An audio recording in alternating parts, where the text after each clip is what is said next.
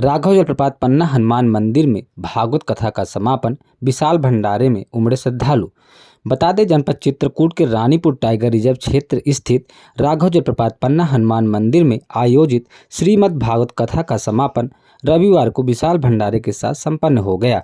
बीहड़ों और जंगल के बीच आयोजित इस धार्मिक कार्यक्रम में आसपास के कई गांवों से बड़ी संख्या में श्रद्धालु पहुंचे और प्रसाद ग्रहण कर पूर्ण लाभ प्राप्त किया। यह धार्मिक आयोजन 8 मार्च से 15 मार्च तक चला, जिसमें प्रतिदिन श्रद्धालुओं की भारी भीड़ कथा श्रवण के लिए पहुंचती रही। कथा का वाचन रामकृष्ण शरण जी महाराज के मुखारबिंद से किया गया। उन्होंने अपने प्रवचनों में धर्म, भक्ति और मानव जीवन के मूल्यों पर प्रकाश डालते हुए लोगों को आध्यात्मिक मार्ग पर चलने की प्रेरणा दी। प्राकृतिक वातावरण के बीच आयोजित इस कथा ने पूरे क्षेत्र का ध्यान अपनी ओर आकर्षित किया और यह कार्यक्रम क्षेत्र में चर्चा का विषय बना रहा। कथा के समापन अवसर पर आयोजक नारायण दास मनीष जी ने बताया कि उनका संकल्प अलग अलग स्थानों पर 108 श्रीमद् भागवत कथा कराने का है। उन्होंने कहा कि अब तक 3 स्थानों पर कथा का आयोजन सफलतापूर्वक संपन्न हो चुका है और आगे भी अन्य स्थानों पर इसी तरह धार्मिक कार्यक्रम आयोजित किए जाएंगे।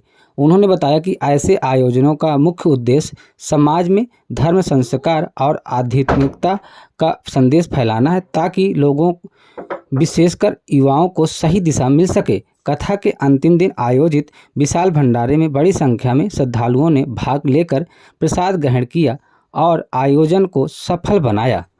जब घर में कोई कार्यक्रम के लिए सोचा जाता है तो उसके लिए अनेकों तैयारियां करना पड़ता है, और इसी को लेकर के आज हम जो है पुनः पन्ना स्थित हनुमान मंदिर में पहुंचे हैं, बीहड़ जंगल में, जहां पे आपको हमने अभी लगभग 3-4 दिन पहले हमने आपको खबर दिखाई थी, जिसमें कुछ साधु महात्माओं ने मिलकर इस बीहड़ के जंगल में श्रीमद् भागवत कथा का आयोजन किया है।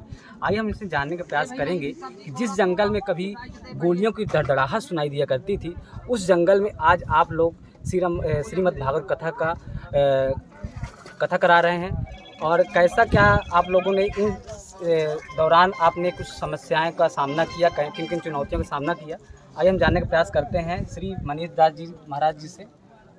भाई साहब, आपने इस बीहड़ जंगल में अभी तक श्रीमद् भागवत कथा कहा, आज विशाल भंडारे के साथ आप लोग कार्यक्रम को संपन्न कर रहे हैं, किन किन चुनौतियों का सामना करना पड़ा, क्षेत्रवासियों को कैसा क्या सहयोग आपको प्राप्त हुआ?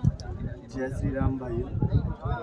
पहले तो वही है वो जो राम रच रखा, ये कार्यक्रम इस जंगल में कर लेना मनुष्य की व्यक्ति बात नहीं है, ये सब नारायण का ही रचा हुआ है। आज आप देखिए, आपके सामने विशाल भंडारा है, लोग काफ़ी संख्या में जुटे हुए हैं।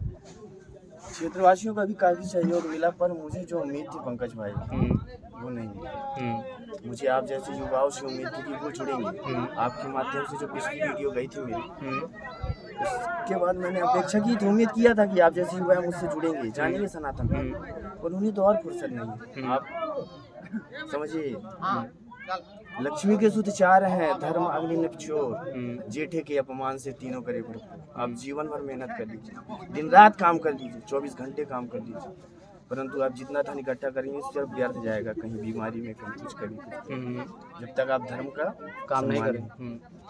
इसलिए धर्म काम के लिए आप जैसे युवाओं को आगे आना चाहिए।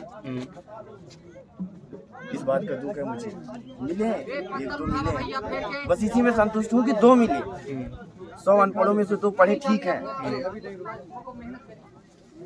और तो सब कुछ आपके सामने है। सबका क्षेत्रवासियों का बढ़िया सहयोग था।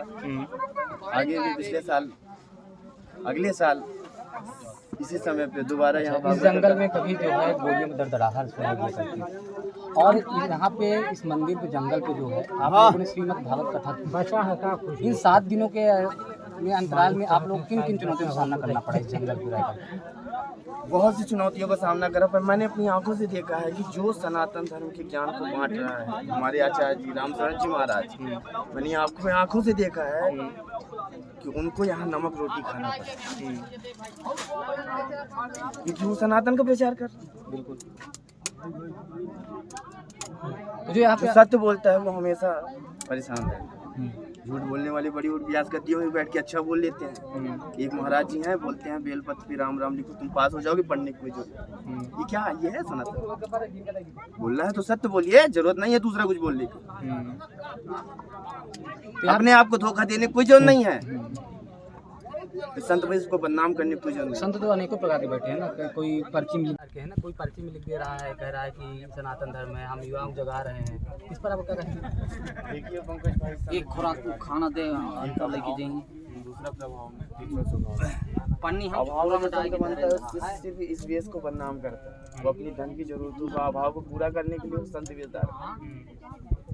प्रभाव में जो बनता है वो बड़े बड़े लोग, बड़े बड़े प्रभाव, समझिए, या तो फिर उनको भगवान से ज्यादा रुचिकर हो जाती है, एकदम प्रभावित और स्वभाव से मेरे जैसे संत। अच्छा, इसके बाद फिर अब ये कार्यक्रम आज संपन्न हो रहा है विशाल भंडारी के साथ। इसके बाद आप लोगों ने क्या रणनीति बनाई है कि अगला पड़ाव आप लोग कहाँ पड़ेगा और अगले किस मंदिर पे जो है ऐसा कोई कार्यक्रम करने जाएंगे? आप देखिए पंकज भाई, हमने 7 दिन यहाँ कार्यक्रम के 7 दिन के बीच में हमें ऐसे कुछ लोग मिले जिन्होंने बताया कि अन्य धर्म के लोग उन पर दबाव बनाते हैं। जैसे आज नमो बुद्धाय चल रहा है, वो सनातन धर्म को बिल्कुल दबाना चाहिए, उसके खिलाफ पे रहते हैं। मैं ये नहीं कहता हूँ, मुझे लोग मिले यहाँ आए, उन्होंने मुझसे बताया तब मैं बोल रहा हूँ। तो मैंने संकल्प किया है इसी तरह 108 कार्यक्रम करेंगे और अपने सनातन फिर वापस लेके आएंगे। अभी आप 108 स्थानों पे श्रीमद् भागवत कथा करने का आपने प्रण लिया है, तो अभी तक आप लोगों ने कितने कार्यक्रम कर चुके हैं? ये हमारा तीसरा कार्यक्रम। ये आपका तीसरा कार्यक्रम है। इसके अन्य बाद जो है अभी कार्यक्रम करना है। इसके बाद अगला कार्यक्रम शायद मई महीने में सगरौहा के पास जंगल में मड़फा मड़वान मान लीजिए। तो आप देख सकते हैं कि लोगों ने यहाँ पे श्रीमद् भागवत कथा कहा इस बिहार जंगल में, जहाँ कभी दसों दसवा लोगों की कभी गोलियों की दड़दड़ाहट सुनाई दिया करती थी, आज जो है उसी बिहार के जंगलों में श्री राम, श्री कृष्ण और राधे राधे की जयकारे सुनाई देते हैं। और इसी बात पे कुछ मनीष जी और कुछ कहना चाहते हैं, उसको हम सुन लेते हैं। मेरे युवा भाइयों, तुम सभी से हाथ जोड़कर निवेदन है कि अभी समय है, जाग जाओ, अपने धर्म को जानो, वरना एक दिन ऐसा भी आएगा ना कि सनातन धर्म को दूसरे से जानने को मिलेगा, तब बहुत पछतावा। बड़ी बड़ी एजेंसियां एक्टिव है, छोटे छोटे गांव में लोगों को फोर्स कर रही हैं धर्म परिवर्तन की, सनातन धर्म को बेकार बताते हैं ताकि उनके मन में विकृतियां भर जाएं।